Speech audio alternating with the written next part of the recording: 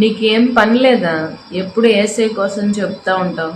ఏదైనా పని చూసుకొని చేసుకోవచ్చు కదా అని కామెంట్స్ చేస్తున్నారు.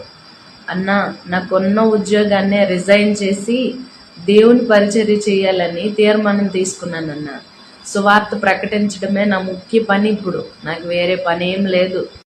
బయట జనాలు ఉద్యోగాల కోసం 1,00,000 ప్రయత్నాలు చేస్తుంటే ఉన్న మంచి ఉద్యోగాన్ని వదిలేస్తున్నావు, నీకేమైనా బుర్రపోయిందా అని అన్నారు.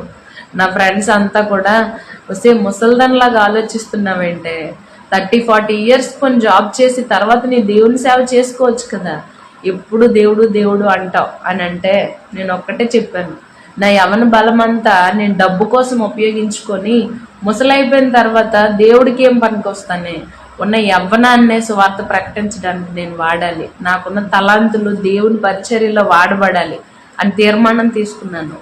అక్కడ వర్క్ చేసి అన్యజనులను సంతోష పెట్టడం కంటే ఇక్కడ కష్టపడుతూ అనేక మందికి సువార్త ప్రకటించడం గొప్ప భాగ్యంగా నేను ఎంచుకున్నాను.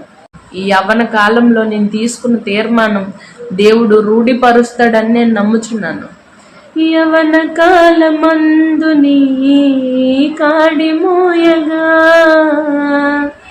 బలమైన విల్లుగా నన్ను మార్చవా.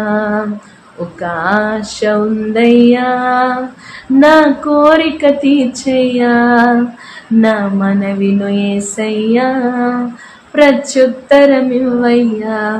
మరి కుటుంబ పోషణ ఎలాగంటే, ఏలియన్ కాకుల ద్వారా పోషించిన దేవుడు తన సేవకు నన్ను పిలుచుకుంటే నా కుటుంబాన్ని పోషించలేడా?